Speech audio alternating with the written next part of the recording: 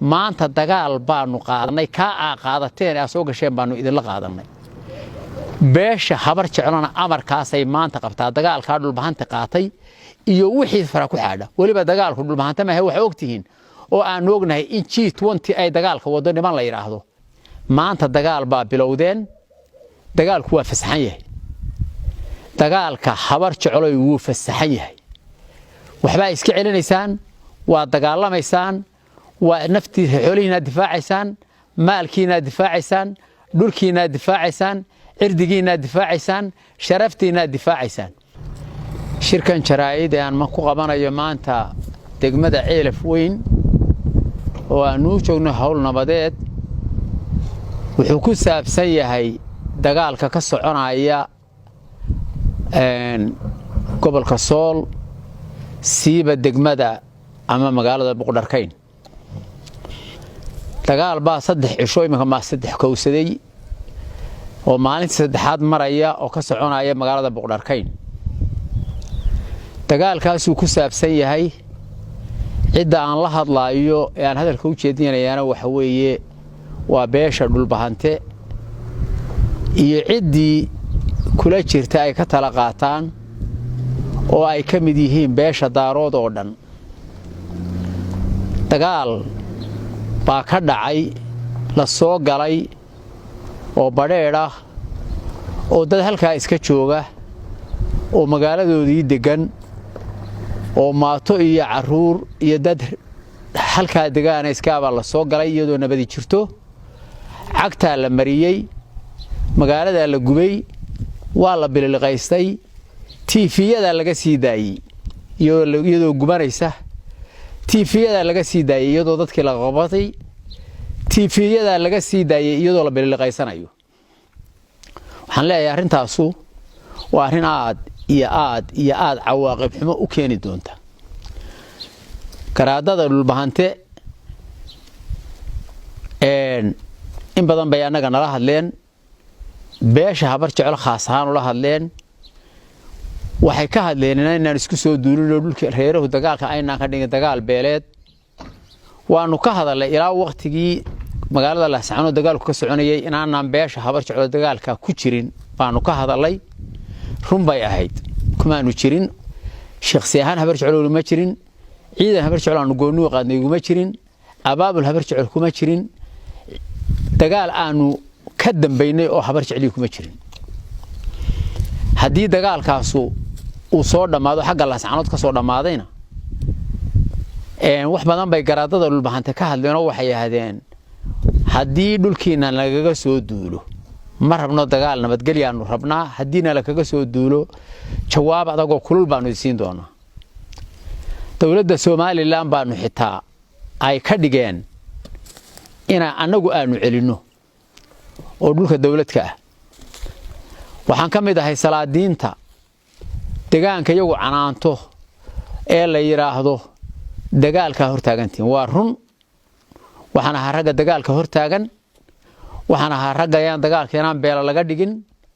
waxaan ahaa raggii jiida maray waxaan ahaa raggii qorilugu tagay waxaan ahaa raggii caynaba tagay waxaan ahaa raggii burco shirarka ku qabtay inaan dagaalkaasu dagaal beeleed isu rogin oo reeraha dariska wada yaala ee walaala aanu gaadhin ayaan ballan qaado ka shaqaynayay aniga iyo ragan ku jiro dhulbahanta waajibiyay iyo cidii caga ku xaadhaan deegaan nabaday galeen xabadii bay bilaabeen maalintii saddexaad buu maraya cid ka hadashay oo garaada oo yiri waa khaldanay oo meel baanu ka dhacnay ma jirto علي nin la yiraahdo Cabdirasaaq Khaliif baa ka hadlay wuxuu yiri waxba ka horeeyay magaalada dadka iyaga degay habar jeclo waxa allaale waxaanu geysanay oo dhulbahanta u geysanay oo nooga horeeyay ma jiraan cid baanaan ka layn dhibaatana u geysan geel baanaan ka dhicin nabad baan ku wada deeqino reer ku wada joogeen Cabdirasaaq Khaliif wuu hadoodilay wuxuu yiri rag baa ka dambeeyay deegaanka habar jecel halkaas wax aanu geysanay oo aanu dilay haba yaraatay ma jirto dagaal baa bilowdeen garaad Cabdirasaaq garaad soofe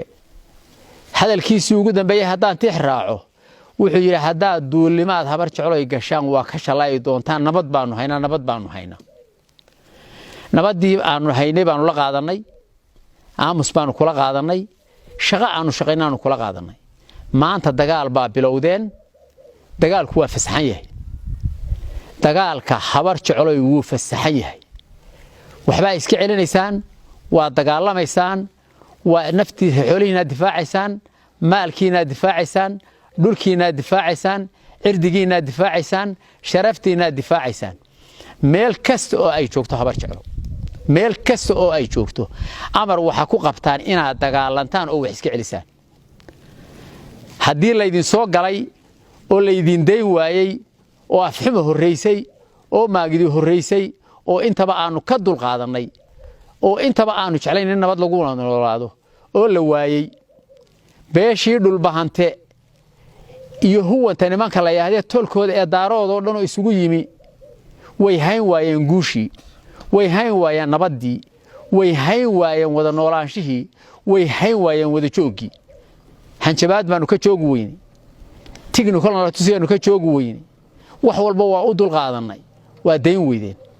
waynu wada deganahay ilaahay baan iskeen baday dawladdu waa ka hadlu weyday aadhisateen dawladdu dhisana waa ka hadlu weyday maanta dagaal baanu qaadanay ka qaadateen soo gasheen baanu idin la qaadanay beesha habar jeclana amarkaasay maanta qabtaa dagaalka dhulbahanta qaatay iyo wixii fara ku xaadha waliba dagaalku dhulbahanta ma waxa ogtihiin oo aan ognahay in G20 ay dagaalka wado niman la yiraahdo in Kenya laga soo duulo laga wado in kilalka Soomaalida laga soo duulo laga wado in kilalka majeerteen iyo wixii ku xadhan Puntland laga wado intaba waa ognahay intaba waa arkaynay intaba waa daawanayni inta wali kama aanu hadlin cidii kale ee ay la gudboon tahay ee haday isaaq tahay iyo haday dir tahay ee uu khuseeyana iyagay u taala laakiin beesha habar jecel la yiraahdo maanta laga bilaabo fasax baa dagaalku qabtaan wax iska celiya dagaalama istifaaca